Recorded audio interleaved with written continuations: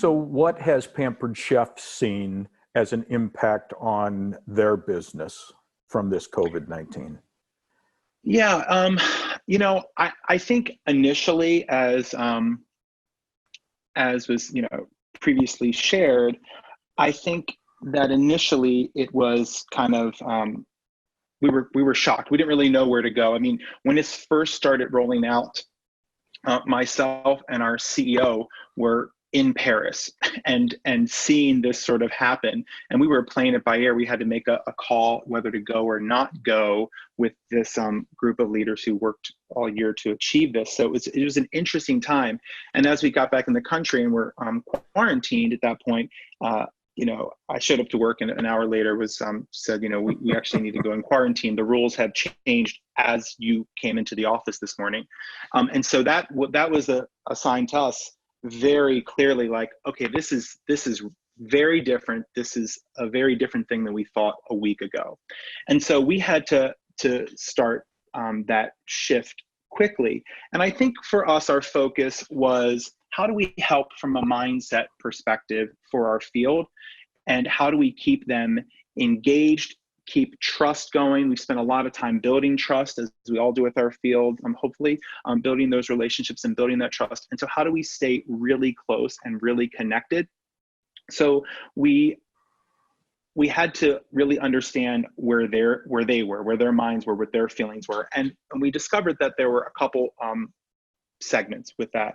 We had our people who hadn't quite been making an effective shift into a more virtual selling reality. Mm-hmm. So we knew that we had a bunch of consultants. Many of our consultants have really been shifting significantly to virtual just in general.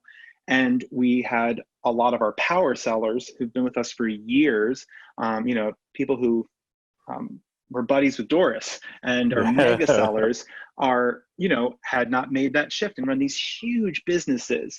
And so how would they make that shift and lean in that direction? And this is before the stay at home. This was just, we saw what was coming. So we knew that we'd have to provide support for them. We had leaders who were a bit, freaking out. We had to make sure that we had strong lines of communication with them as well.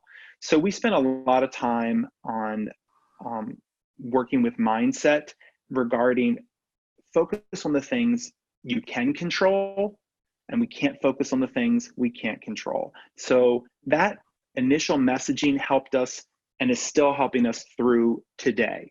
And it's been a mantra that the field has even picked up where things do go negative at times, and they jump right in with, guys, let's focus on what we can control. We can't spend any of our time on the things we can't control. And so that's helped us because, as you all know, every other day there's a new recommendation, a new rule, a new thing. And so people want 100% to be 100% sure of exactly how to proceed, right? They want to know exactly how to duplicate everything, and that's what we want for them.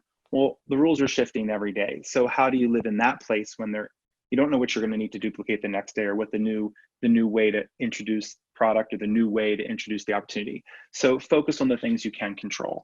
And another message we started right from the beginning was really being the light you want to see in the world, which is kind of pretty big higher calling during the time. But we saw a lot of negativity out in media, and we saw it starting to creep into our field.